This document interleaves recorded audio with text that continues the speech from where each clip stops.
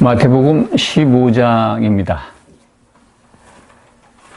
예수님 당시에 예수님과 제자들을 따라다니면서 예수님의 일을, 하나님의 복음을 회방한 세력이 있다고 말씀드렸습니다.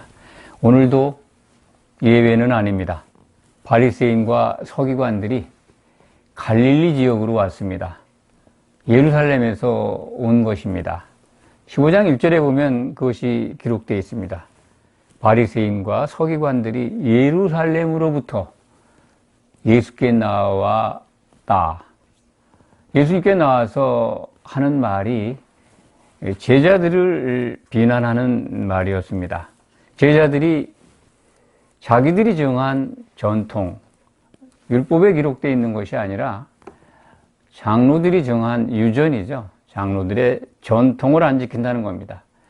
그들의 눈에 제자들이 떡을 먹을 때, 식사를 할 때 손을 안 씻고 먹는 것, 그런 것들이 발견이 되었던 것 같습니다. 눈에 보이는 장로들의 전통을 안 지킨 제자들을 책망하고 있지만은 사실은 예수님을 공격하는 것입니다. 예수님의 제자를 공격하는 것은 곧 스승을 공격하는 것 때문입니다. 그러니까 제자 공격은 스승을 공격하는 거죠. 이들의 실문, 이들의 비난을 들은 예수님께서 너희가 하나님의 계명, 하나님의 말씀은 지키지 않고 계명은 폐하면서 장로들의 전통을 지키라고 하느냐. 예를 들어서 말씀을 하셨습니다. 부모 공경에 대한 것, 그건 부모를 공경하라. 그러면 참 땅에서 내 생명이 길리라고 하는 10계명에 들어있는 하나님의 계명이 있습니다. 그것을 이들은 자기들이 만든 전통에 의해서 사람이 만든 교훈을 가지고 이제 5절에 기록되어 있는 말씀이죠. 아버지에게나 어머니에게나 말하기를 내가 드려 유익하게 할 것이 하나님께 드림이 되었다고 하기만 하면 그 부모를 공경할 것이 없다. 그러니까 자기들이 하나님께 드려서 그것이 유익하게 됐다. 그러면 부모를 공경하지 않아도 된다라고 하는 그들이 만든 교훈이, 장로들의 유전이 있었던 것 같습니다. 그것을 적용하면서 하나님의 계명을 폐한다고. 그것을 이사야서 말씀을 통해서 예수님은 그들에게 가르쳐 줍니다. 이 백성이 입술로는 나를 공경하되 마음은 내게서 멀도다. 사람의 계명으로 교훈을 삼아 가르치니 나를 헛되이 경배하는도다. 하나님을 잘 섬긴다고 했던 바리새인들, 서기관들에게는 아주 놀랄만한 지적이었을 겁니다. 입술로는 너희가 하나님을 공경한다고 하는데 너희 마음에서는 그게 없이 나를 아주 헛되이 경배한다. 자기들이 얼마나 율법을 잘 지키고 하나님을 얼마나 열심으로 경배했습니까?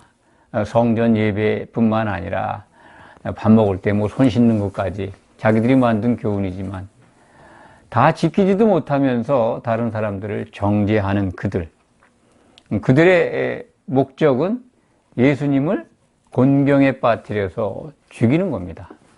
죽이려고 모의까지 하고 있습니다. 예수님의 말씀, 오늘 아주 매우 중요한 말씀이 있습니다. 사람을 더럽게 하는 거는 손 안 씻는 거라든지 이렇게 눈에 보이는 그런 것이 아니라 정말 사람을 더럽게 하는 것은 사람의 입으로 나오는 말이다. 입에서 나오는 말이 제일 더럽다. 라고 하는 말씀입니다. 그 입에서 나오는 말은 어디서 나오는가? 그 마음이라고 하는. 우리가 다 마음을 가지고 있죠. 하나님은 우리에게 마음에 하나님의 법을 새겨 주셨습니다. 선한 양심이라는 거죠. 하나님의 말씀, 유대인들처럼 이 선민이 되어가지고 하나님의 계명을, 율법을 받지 않은 사람들도 하나님이 주신 양심의 법이 있다라고 성경은 기록합니다. 그렇기 때문에 누구도 핑계할 수가 없다. 하나님이 이 모든 우주 만물을 창조하시고 그리고 하나님이 운행하시는 것을 자연을 통해서 다 알 수 있게 돼 있는데 그것은 양심의 법이 마음에 있고 그런 것들을 보면 하나님이 존재하신다는 것, 그것을 알 수가 있다. 그래서 핑계할 수 없다는 말씀이 신약 성경에 기록이 되어 있습니다. 우리는 선한 양심이 있습니다. 그런데 정말 선한 양심을 뭐랄까요? 다 무력화시키고 우리 마음속에 아주 더러운 것들이 들어가 있습니다. 그래서 이 바리새인들은 하나님을 섬긴다고 하지만은 자기들 속에 얼마나 더러운 게 있는지, 사람을 더럽히는 게 얼마나 가득한지를 모르고 있는 겁니다. 왜냐하면 그들은 눈은 떴지만, 눈으로 보는 눈은 정상이지만 사실은 맹인이라는 겁니다. 진짜를 보지를 못하는 거예요. 눈에 보이는 건 보이는데 속에 있는 건 보지를 못합니다. 어둠 속에 있기 때문에 그렇습니다. 하나님은 예수님을 이 땅에 보내셨습니다. 예수님은 요한복음 1장에 기록되어 있죠. 세상에 오신 그분이 참 빛이었다. 빛이라는 겁니다. 빛의 의미가 뭘까요? 어둠이 없다는 거 아닙니까? 예수님 속에 있는 건 다 빛입니다. 하나도 조금도 어둠이 없는 겁니다. 그 빛의 능력은 모든 것을 볼 수 있고 모든 것을 볼 수 있다고 하는 것은 먼 미래에도 무슨 일이 일어나는지를 아시는 겁니다. 하나님은 그런 분입니다. 예수님도 그런 분입니다. 근데 사람은 어둠의 자식이지 않습니까? 빛이 왔는데도 보질 못해요.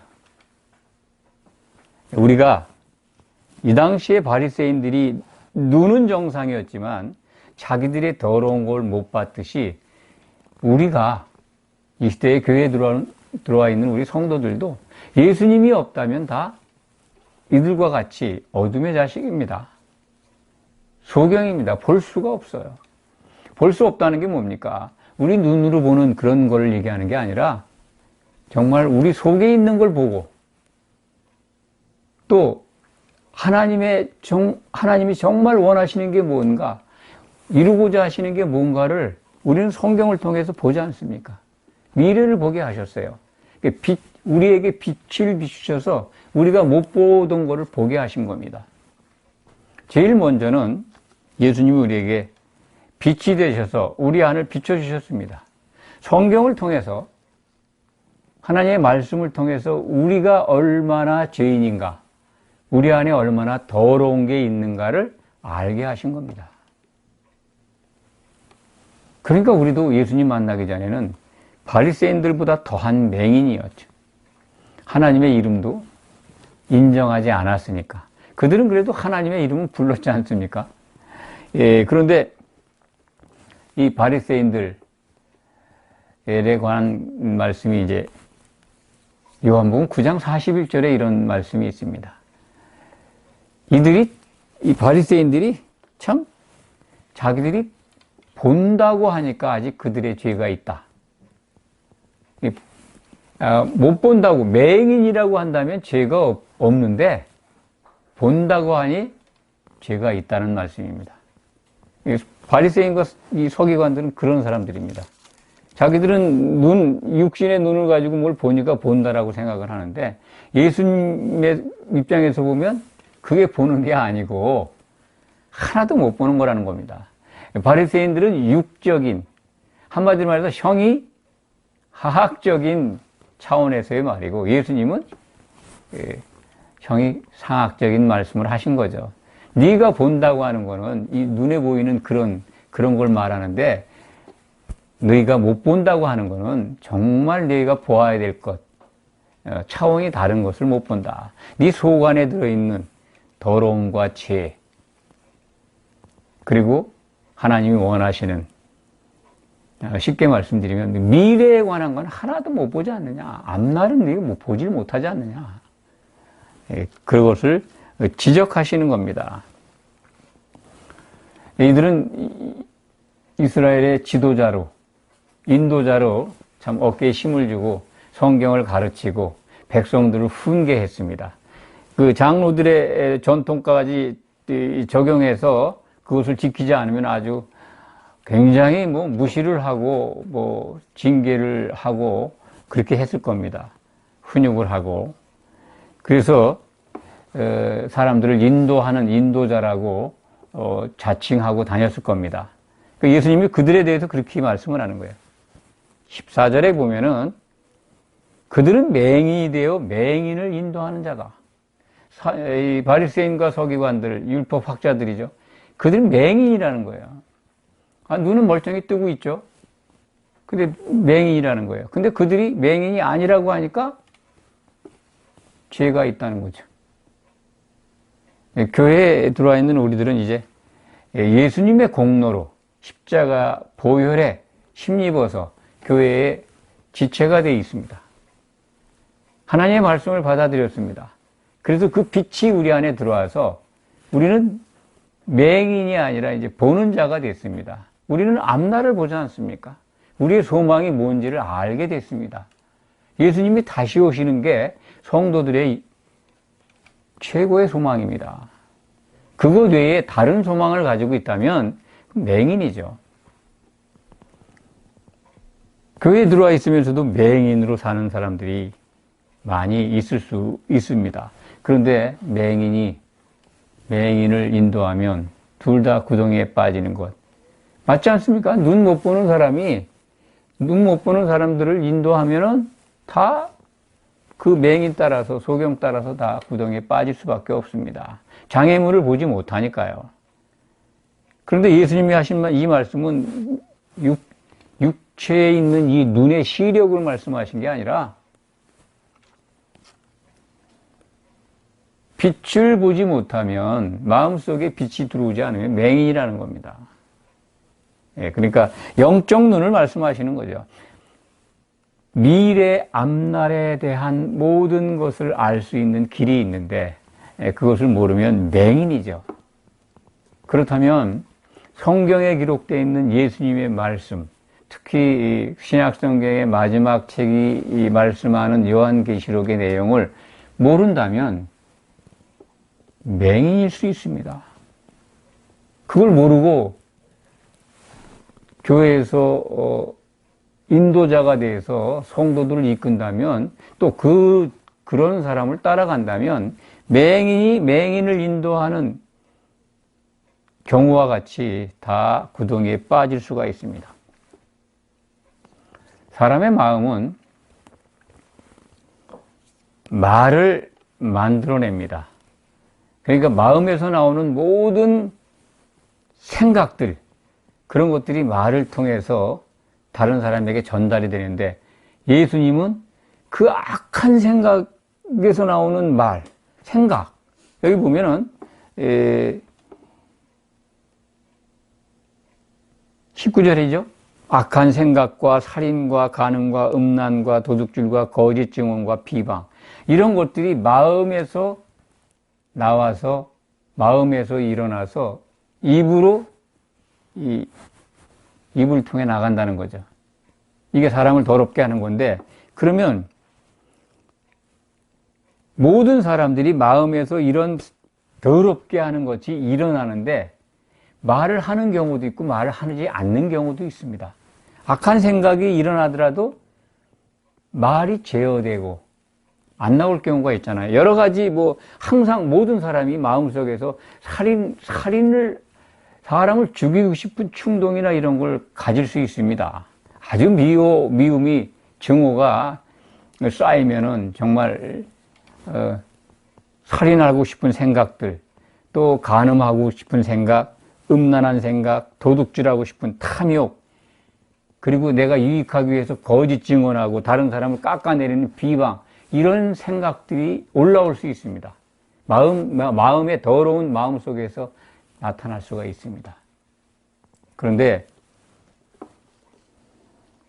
양심의 법이나 여러 가지 사회적 학습을 통해서, 훈련을 통해서 사람은 이런 것들을 자제하고 제어합니다. 생각나는 대로 말하지 않지 않습니까? 환경에 따라서 또는 사람에 따라서 또 관계에 따라서 속에는 그런 생각이 들었다 하더라도 자기 자신을 보호하거나 자기 자신을 지키기 위해서 말을 삼가합니다. 더러운 게 마음속에 있지만은 사회적 이 사회생활 속에서는 그런 것들을 함부로 말하지는 않습니다. 그렇지만 원초는 예수님의 말씀은 핵심이 이겁니다. 원초는 그 속에 더럽다는 거예요. 그것을 바꾸지 않으면 죄인이라는 겁니다. 바리새인이나 서기관들이 너희가 맹인이 아니라고 하니 죄가 아직 너희에게 있다는 겁니다. 맹인이 안 되는 길이 그럼 뭘까요? 예수님이 그 말씀을 하시는 겁니다. 나로 말미암지 않고는 죄에서 벗어날 길이 없다는 거죠. 내가 맹인인 것을 안다면 예수님을 받아들이겠죠. 빛이신 예수님을 받아들여야 어둠을 물리칠 수 있으니까. 그러면 예수님을 받아들이면 죄가 사해지는 거 아니겠습니까? 죄가 사해지는 방법을 얘기하시는 겁니다. 내가 아니면 너희는 맹인이고 너희는 죄인이야. 너희는 죄인이 아니고 의인이라고 우기고 의인 행사를 하면서 죄인들을 정죄하고 사는데 너희 죄가 아직도 너희 마음속에 있다는 겁니다. 죄가 있다고 하는 것은 이 더러운 것, 어둠에 있는 모든 것들을 가지고 있다는 거죠. 그들이 예수님을 받아들였을 때 자기 속에 있는 더러운 걸 볼 수 있습니다. 참빛이 들어와야 돼. 빛이 들어오면 알 수가 있는데 바리새인들은 그 당시에 그렇게 어둠 속에 있으면서 참 맹인이면서 맹인을 인도하려고 했고 예수님과 제자들을 핍박하고 있습니다. 그들은 눈에 보이는 것을 통해서 뭐 손을 씻거나 또는 행위를 통해서 하나님께 나아갈 수 있는 그러한 길이 있다라고 믿었던 것 같습니다. 그렇게 확신했으니까 손 안 씻고 밥 먹으면 그 더러운 걸 먹으니까 죄인이라는 거죠. 더러운 것이 손에 묻어 있었는데 손을 안 씻고 밥을 먹어? 그걸 지적하는 겁니다. 요즘 뭐 코로나 사태로 손 씻기가 매우 강조되고 있죠. 손을 정말 이 바이러스 같은 병원체, 뭐 병균이나 바이러스나 이런 것들, 미생물들을 깨끗이 씻으면 아무래도 위생적으로 우리가 많이 도움이 될 거라고 생각을 합니다. 그렇지만 예수님이 말씀하시는 이 손 씻는 거, 이 밖에 있는 거, 그것이 사람을 더럽게 하는 게 아니라 정말 사람을 더럽게 하는 거는 입으로 나오는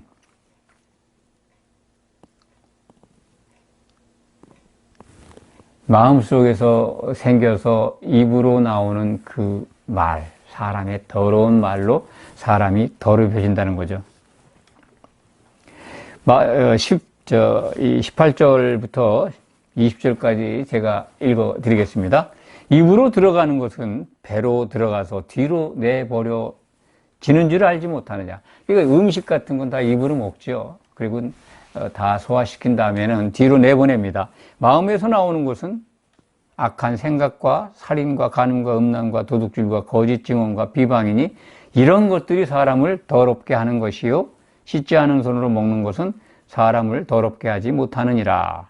여기 이제 간음과 음란이라는 물론 이제 성경적으로 간음, 음란은 하나님과 예수님을 사모하고 그분에게 소망을 갖고 하나님을 바라는 것이 아니라 하나님을 향한 그 믿음이 아니라 세상 것을 좋아하는 걸 간음이라고 합니다. 그 세상 것과 너무 좋아서 그게 빠져 사는 것이 바로 음란이죠. 항상 세상 것하고 살아요. 세상하고. 하나님을 섬긴다고 하면서 이 시대에 말씀을 드리면 교회의 생활을 하면서 교회의 지체가 되었는데 그리스도를 바라보는 생활이 아니라 세상을 생각하고 사는 거죠. 세상과 짝하고 살아요. 그게 음란입니다. 간음이고. 요즘 사회적으로 우리를 놀라게 한 사건이 있습니다. N번방 사건이라고 해서 저는 잘 무슨 내용인지 몰랐습니다. 한참 동안 그것이 이제 회자되길래 뉴스를 들어보니까 그것이 정말, 반사회적 범죄 행위라고 밖에는 말씀드릴 수가 없습니다. 상식적이지 않은, 정말, 반사회적 그러면은 이것에 이런 행동을 하는 사람들을 소시오패스라고 합니다. 사이코패스는 한마디로 말해서 정신 나간 사람입니다. 그 어떤 행동을 하는지 모르는 아주 위험한 사람이죠. 범죄적으로 따지면 사실 결과는 비슷할지 모르겠지만 사이코패스는 정말 불쌍한 상태입니다. 자기 정신이 이상하니까 혼이 나간 건데, 소시오패스는 그런 나쁜 범죄인 줄 알면서 행한다는 겁니다. 반사회적 범죄를. 그러니까 내가 행하는 범죄를 알아요.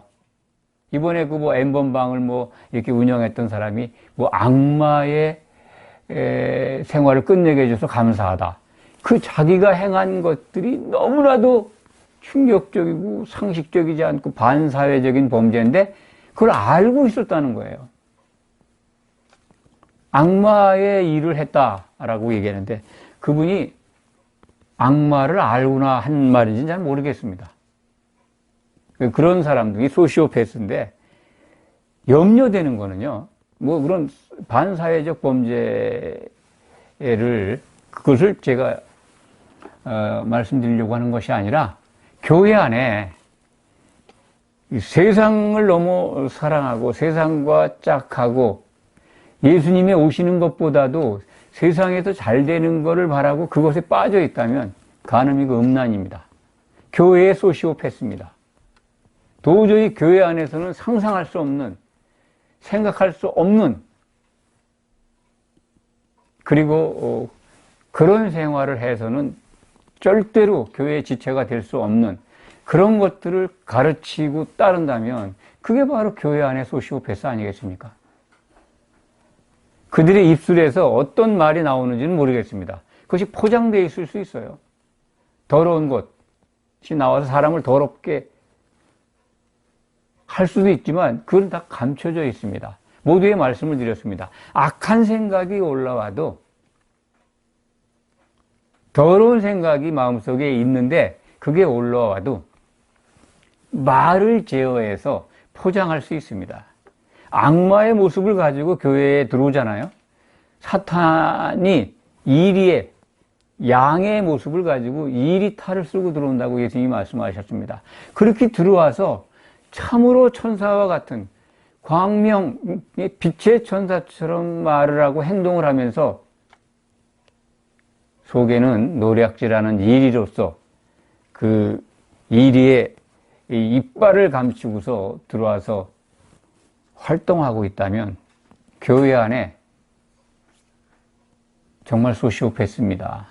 교회를 무너뜨리기 위해서 활동하는 자들입니다. 이 시대에 없을까요?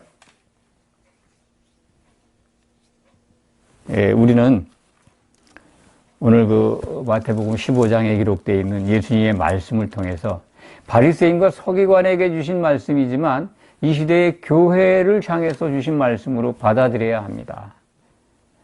물론 똑같지는 않습니다만 예수님의 공생애를 통해서 제자들을 양육하기 위한 과정에서 주신 말씀들은 다 교회에 주신 말씀입니다. 사도들이 교회의 기초석이 되어 있잖아요. 그 기초석으로서 우리에게 주신 신약성경, 그것은 바로 우리의 양식입니다. 우리에게 주신 말씀이기 때문에 이 메시지가 무엇을 우리에게 주고 있는가 하는 것을 아주 선명하게 깨달아야 합니다. 예수님은 공생의 기간 동안에 이방 지방을 그렇게 많이 가신 건 아닌데 15장 21절 이하 28절까지 기록된 내용은 이방 시돈과 두로 지역입니다. 지중해 연안이죠. 거기 여행을 하셨습니다. 거기 가셔서 이방 여인의 딸, 귀신 들린 딸을 고쳐주십니다. 물론 여기에 이제 예수님은 나는 이스라엘의 잃어버린 양 외에는 내가 보냄을 받지 않았다. 라고 얘기하니까, 이 여인이 아주 유명한 말씀이 기록되어 있죠. 이 여인의 고백. 여자가 이르되, 개들도 제 주인의 상에서 떨어지는 부스러기를 먹습니다. 그 이방 여인 자기 자신을 개라고 그래요. 자기 딸도 개죠. 그러니까 예수님을 주라고 부르면서 당신의 도움이 필요합니다. 내 자녀밖에는 나 떡을 못 줘. 개에 던질 수가 없어. 그러니까 자기 자신이 개라는 겁니다. 주인의 상에서 떨어지는 떡을 먹는다. 그 믿음을 보시고 그 귀신 들린 그 여자의 딸을 고쳐주십니다. 29절 이하 39절까지는요, 예수님의 공생의 기간 동안 나타난 것들을 표적의 내용을 설명하고 32절 이하 39절까지는 4,000명을 먹이신 또 표적을 보이십니다. 굶주린 자들에게 양식을 나눠주는, 어떤 면에서 보면 이 또한 오병이어 사건과 같은 겁니다. 6월절 생명의 떡으로 오신 예수님, 그것을 알려주고 있습니다. 예수님은 떡을 나눠주는 분인데 우리는 예수님의 그 생명의 떡을 먹어야 합니다. 그 생명의 떡이 예수님이 이루신 말씀입니다. 그 말씀은 신약 성경에 기록되어 있습니다. 신약 성경을 먹으면 우리는 예수님의 몸인 교회의 지체로서 잘 성장하게 되고 예수님 오실 때 이기는 자가 되어서 혼인잔치에 들어갈 수 있습니다. 오늘 말씀을 정리합니다.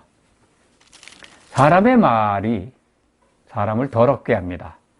그 말을 감추고 교회에서 활동하는 사람들도 있습니다. 속에는 다 더러운데 그것을 감추고 막 대놓고 누굴 욕하고 정말 살인한다든지 악한 생각을 표현한다든지 간음하고 음란하고 도둑질하고 거짓 증거하고 비방하고 그런 생각이 있지만 그것을 행동에 옮기지는 않습니다. 당장은. 그런데 교회 안에 들어와 있는 소시오패스들은요, 실질적으로 영적으로 사람을 죽입니다. 또 간음합니다. 탐심으로 빼앗습니다. 그리고 거짓말하잖아요. 그들의 특징은 거짓말입니다. 그럴듯하게 하나님을 믿고 섬긴다고 그리스도를 찬양하지만 실질적으로